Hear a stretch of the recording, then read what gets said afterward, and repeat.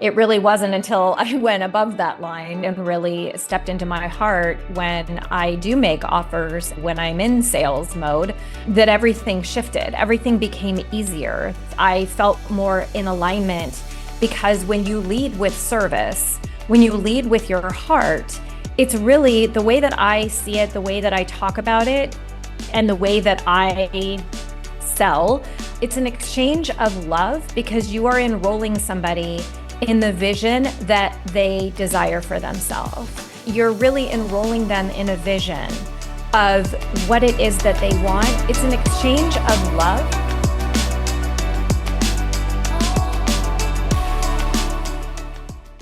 Hello, everybody, and welcome to another episode of the Power in the Pause podcast. How are you doing today? As a reminder, please do not forget to hit subscribe so that you do not miss a single episode because I release one every single week. And I'm really happy that you've decided to join me in today's episode because I am here with a dear new friend, Jana Niksa. Hello, Jana. How are you? Hello, I'm doing well. How are you? I am great. And I'm really excited to dive into our conversation today. You guys, whatever it is that you are doing that is multitasking, you're going to want to stop that, grab a pen and paper because you are going to want to really pay attention to today's episode and all the wisdom that Jana is going to share with us today. And we are going to talk about the power in authentic selling and what she calls the golden silence.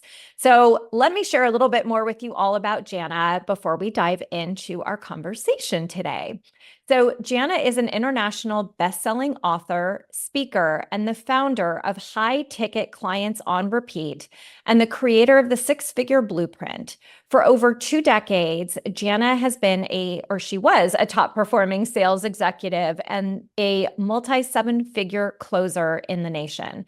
With her highest year closing at just over 9.8 million in sales and with 40,000 sales calls under her belt, her main strategy is the opposite approach of what most people teach you about sales. Despite the fact that early on in her career, she struggled with the pushy sales approach, she decided to break the rules and do it her way. Now she is considered the master of authentic selling and the conversion queen. She is walking proof that you too can be successful, create incredible offers that change lives, sell them with ease and flow, and lead with an open heart. And now she shows others how to do the same. So, you guys, this is going to be an amazing conversation today. I absolutely fell in love with Jana the first time that we met and started talking. And I know that you guys are going to get so much value out of what it is that she's going to share. So Jana, before we dive in, I always ask my guests to share with us how it is that they found and embraced the power of the pause. I think for me, I found it earlier than I thought, but I didn't recognize it until much later. I'll talk about when I consciously found it. And that was back in about 2012. And I was going through, a lot of issues like sleep issues, new mom issues, depressive issues, wanting to drink wine every night issues, and really knowing I needed something. And at that point, I realized for the first time, this sounds like I got everything I ever wanted. But truly, I hit my mountaintop and my rock bottom at the same time. And that was, holy crap, I've done what I was told I needed to do in order to be happy, and I got the great job. I'm married. I just had my second daughter, like checked all of the boxes, and I felt empty inside. And so that's why I call it like my rock bottom and my mountaintop, because I knew things needed to change. But for the first time in my life, anything that I'd been taught wasn't it. And it was like, where do I go from here? And so I started meditating because I truly, talk about the power in the pause. Like I'd been more in touch with my intuition than I had ever realized. But it wasn't until that point that I started really acknowledging that. And the power of the pause is for me when I found that inner place and understanding for the first time that the reason that I felt empty is because I was searching for everything outside of myself. And I knew that it was inside. And so in that rotten top, mountaintop and rock bottom, in that rotten top, I kind of like that. Should write that one down. Yeah, I know, right? I realized that that was what I needed. And I needed to go within. And so that's where everything started for me. I mean, that's what caused my spiritual awakening. And in all of that is to take that time. And, the pause, of course, can just be coming back to the conscious present moment at any time. But for me, it had to start with cultivating that awareness through meditation in the morning.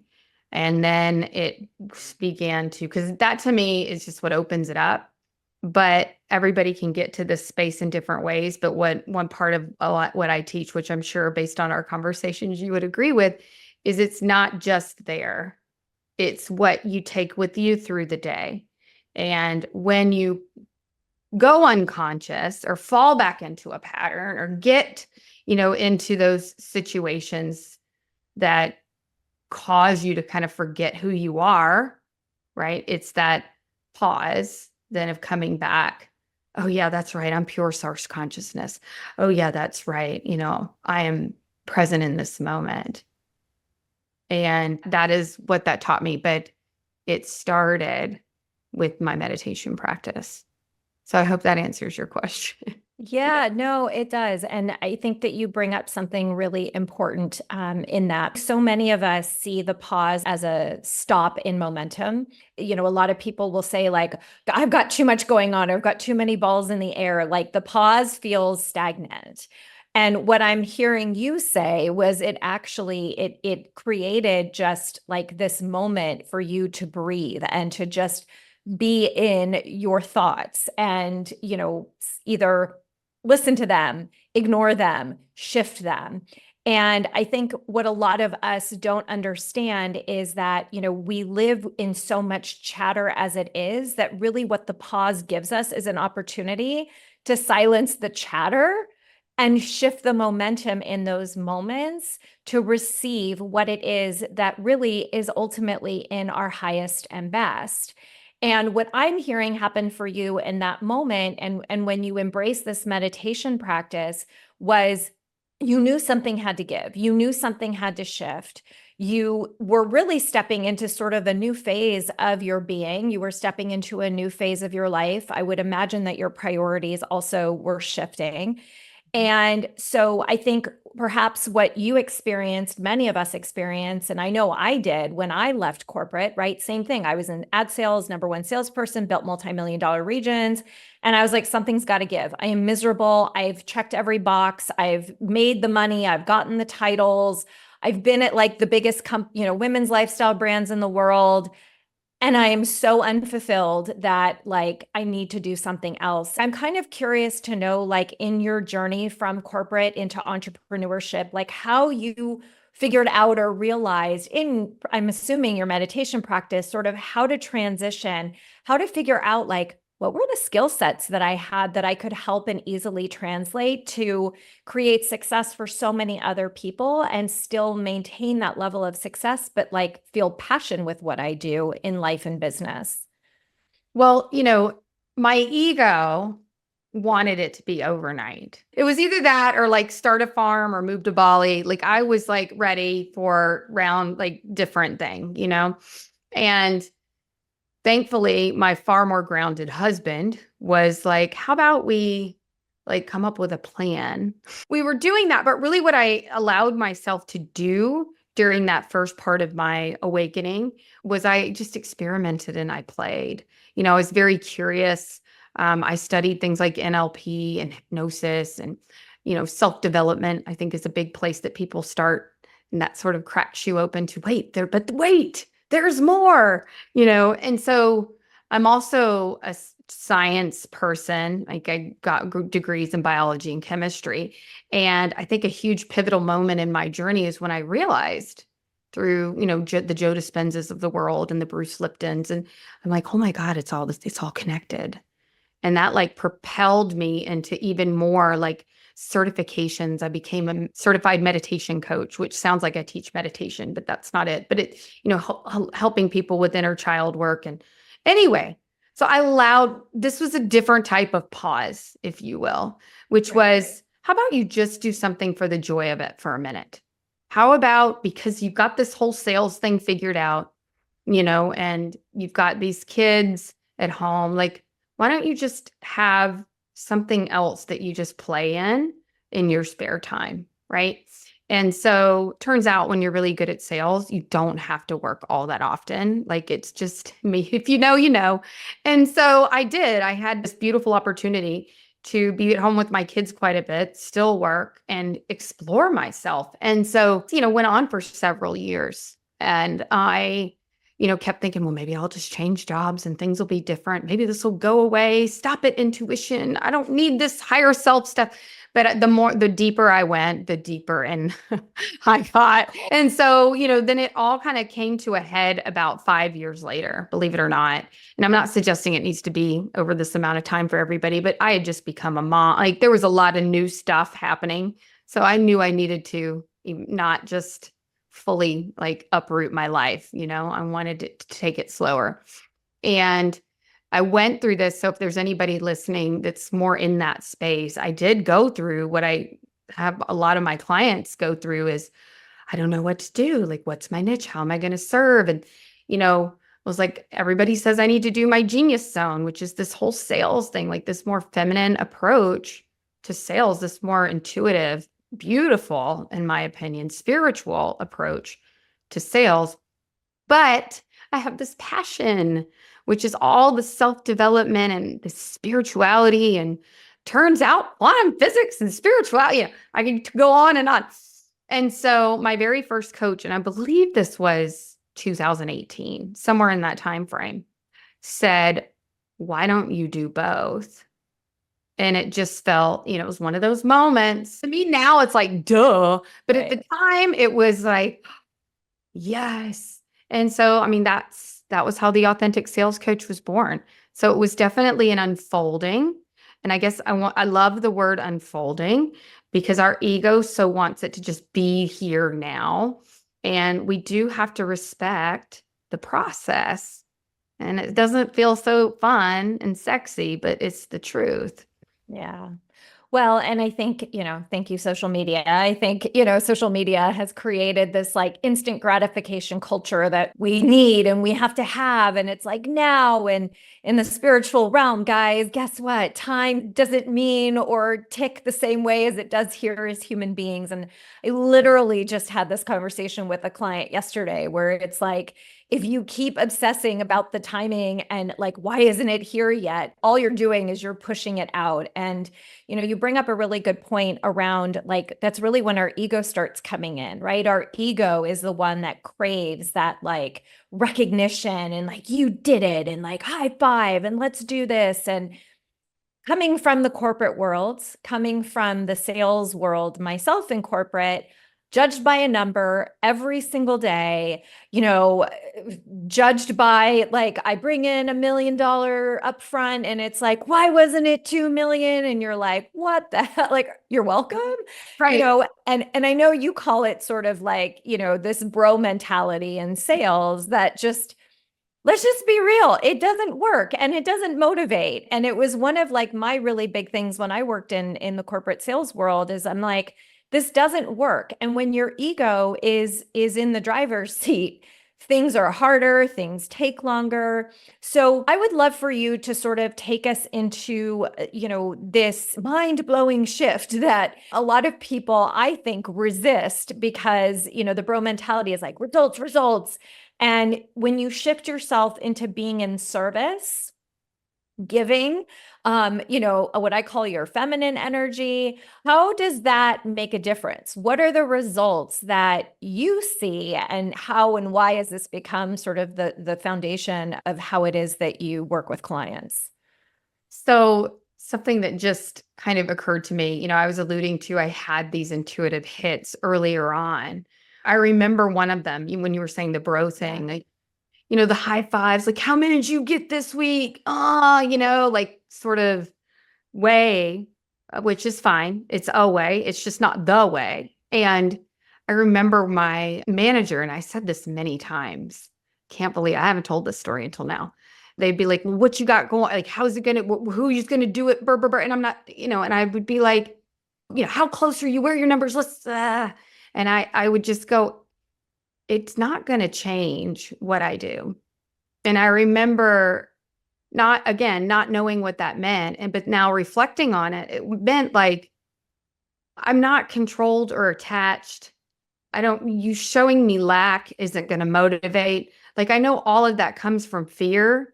I've only just known this intuitively at the time, but now I see it from a different perspective.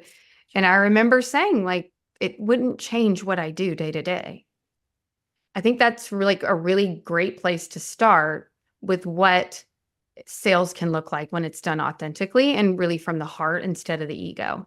Yeah. Because the heart speaks to holding space and doing the highest good, the loving thing, right? Not the control thing, the attached thing, the I got to make this all happen thing. Like those are like the three different energies I talk about of the ego.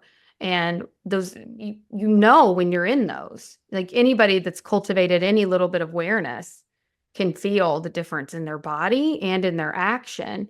And so, like everything else, the key is to not go unconscious and to be centered in that heart space.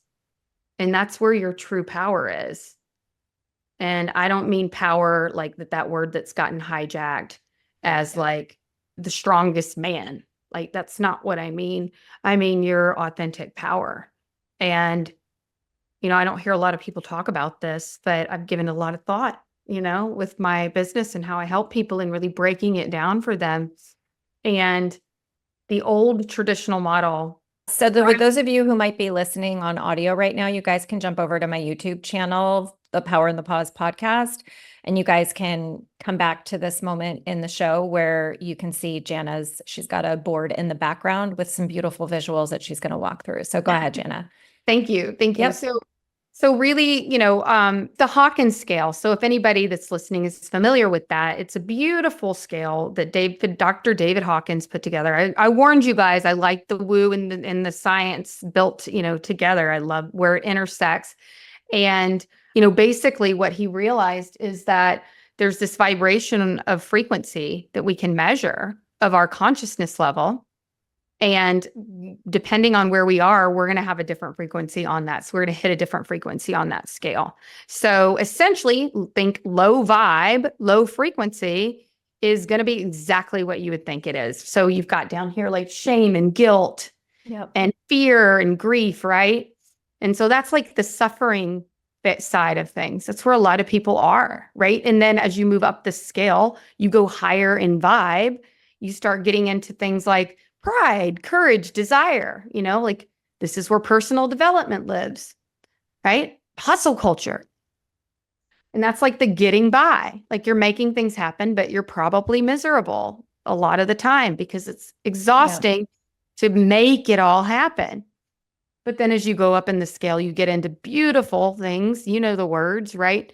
We pass this point of neutrality, which is really key. And then we move into acceptance, love, joy, flow, right? We always want to be in flow.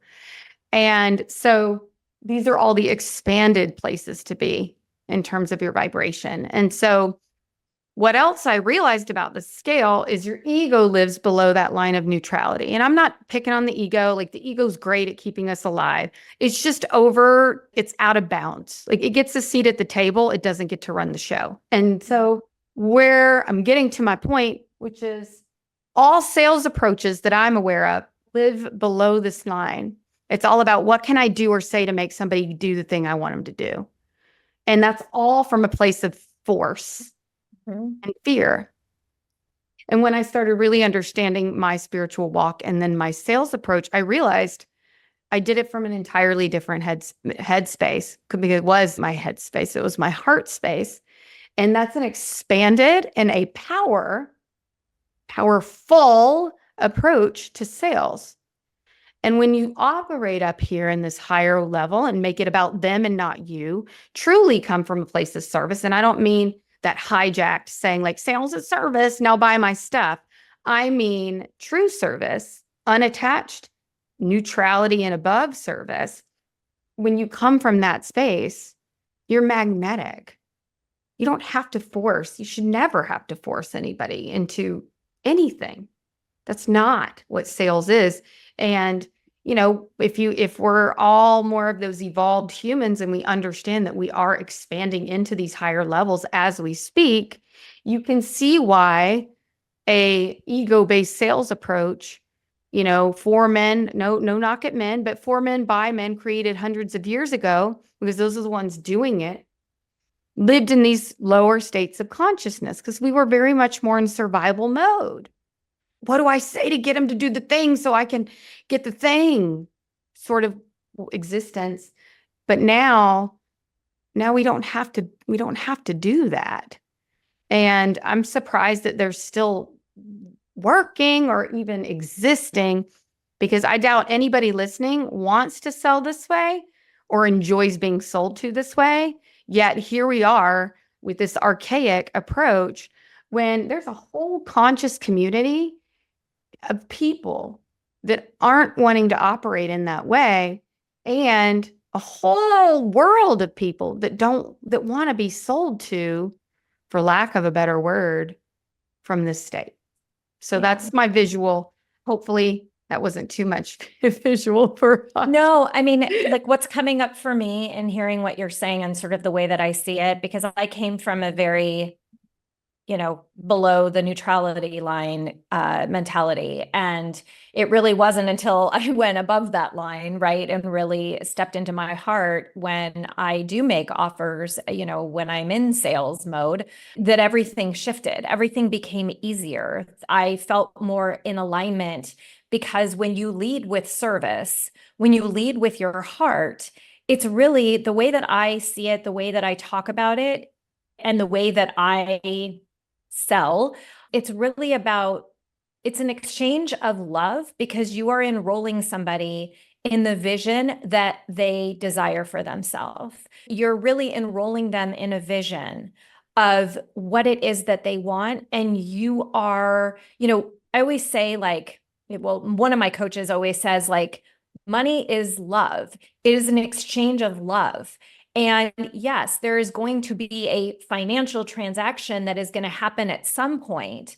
However, what is more important is not the, like, what are your numbers? Like, where are you at? Let's look at your, Excel spreadsheet this month and, and strategize and this and that. And, it has such a different energy associated with it. And to be honest, like, it creates what you were talking about with frequency, right? It creates this frequency that is toxic. It actually repels. People run for the hills. Versus if you are if your energy is in alignment with, what you're saying is above the neutrality line, if you're in flow, that is what is going to resonate with the other person on the other line of the phone or on the other line of Zoom. And so I'm interested to hear, and I'd love for you to kind of dive a little bit deeper into, like, how can somebody discern if they are in ego versus heart? Like, how do you teach somebody to know within themselves, like when they're in one versus the other? And perhaps you have even a tip for them to, like, take, I would say take a pause, right? And enable themselves to shift. So yeah, I love that. Taking a pause is a big part of that. Like that's how, could drop back into your heart and breathe into your heart is a wonderful way. But let's talk about how to recognize it. So the three currencies or languages of the ego and how they manifest, how they show up for us is in attachment. So when you start, oh, what do I need to do to get them to, that kind of, I need this. If you want it more than they do, then that's a great little tip that you're in your ego. Okay. The other one, or the other two, one is when you're in that doer, right? So this may be on a sales call, but this is also in your business. Like, I got to make all the things happen and I have to do. Now, let me be clear. This is a co-creation. So I'm not suggesting that we're going to sit on our meditation pillow and everything's going to fall in our lap. But there's a difference between doing in fear and in that place. Like, I am making all of this happen, and doing it from that inspired action and in that empowered place, right? So thinking about that, a really good book I read a long time ago when I was playing is I'd rather be present than perfect. And what she said that really resonated with me is, as soon as I get in, and I get in this, like, if anybody's listening or done human design, like, I am a generator and I'm also a Capricorn. So the doer is alive and well in me. And in her book, she says, I now know, as soon as I get in that, and you can feel it, it's like, okay, what is the exact moment I need to stop. The moment I feel like I need to rush more is the exact moment I have to stop. And so that really became integrated into me. And I'm not perfect at it. It is a practice, not a perfect, but I definitely recognize that energy. And then the last energy to be very cognizant of the ego is the lack consciousness. Oh, maybe they can't, I don't know. But if they can't afford it, then I can't, well, I need to worry about, the money story starts coming into the sales conversation. And if we're thinking about them and not us, our money situation in that story does not have a place in that sales call. So, again, the power of the pause, right? And coming back home to your intention here and remembering and grounding yourself back into the present moment and hear why you're here is really key for people to recognize and then get out of their ego. So those are a few of my tips for your audience. Hopefully that resonates if they're listening to the power of the pause. It's so true. I think that so many, and I've experienced these types of coaches as well, where it's like, here's my scripted handout. This is what every sales call should look like. And it's like, you can, come on, you guys, people are not stupid. Like, let's just be real for a second. People know if you are reading something. People know if you are, like, think about it. You walk in a room, can't you feel the energy when you walk into a room? Like, do you not think that they're picking up on that same stuff? And I'm curious to know kind of your opinion about this, but it's like, I think that people are so attached to the outcome, right? They're like grasping at, well, this person does it this way. So if it works for them, it's going to work for me. When we all have our own personal style, our own way. And you brought something up that I think is really important, just even with the name of the book that you mentioned, right? If you're not present in the conversation and you are not actively listening, right? Like, but it's like, if you are spending more time talking, you are not in a place where you are, like, if you're selling, it means that you are listening more than you're talking. Absolutely. 100%. Would you agree? And so talk about, like, I'm curious, like, what is coming up for you around that? Because it's like, if you're not listening to the other person, if you are not asking questions from a place of curiosity about them, and you're the one like vomiting at the mouth, you're not, like, you just took yourself out of sale. And so what role does listening play? Whether that's listening to the other person, listening to intuition, how does that impact success for you and your clients? Well, I'll take it at the more at the surface level, and then we'll go deeper into intuition. So, people assume that they know what somebody wants. And so they just start firing it off. And I often tell my clients, it would be like, let's say you're a new mom, you go to the car dealership, you want a minivan because you want the third row. So you start talking and the person, what do you want to look at? So they start at least ask you that question, right? So you're like in the ballpark of the thing. So they take you over to the minivans, but then they're like, look how great the stereo is. And did you see all this leg room? And did you know we have AC that, does all of these different things and so on, and an engine, and these are the colors. And, you're so far removed because you're like trying to find their thing, when really all you have to do is ask and they'll tell you. And that's the part that so many people miss. So if this person, instead of getting in fear and like trying to control and like, what can I say to make them do the thing? Instead, we step back and we sit in our power and we ask really good questions so we can get a really good feel for what is important to them. And had the person stepped out of their mental gymnastics and reminded themselves and paused, they would ask the kind of question like, what is most important for you in this minivan? And save everybody a whole bunch of time. And you would find out immediately that they don't care about anything else other than a third row, right? But people get in their fear, they get in their head, and they want to control, and they succumb to the pressure and just start like word vomit. And so, yes, to answer your question, so at the very most basic level, the biggest reason I got my dream sales job way back when, right out of college, like one of those like 1 in a million shots, they asked me to sell them a highlighter. And the first question I asked them, because somebody had tipped me off, let me be clear, was, what do you want in a highlighter? And then I was just silent. And you'd be surprised how many people don't do that. And so if you can listen, and I mean active listening, you're going to learn a lot more about why they're on the call, what they really want, how to speak to them when you do start talking about their offer, and not just let me tell you all the bells and whistles of the car.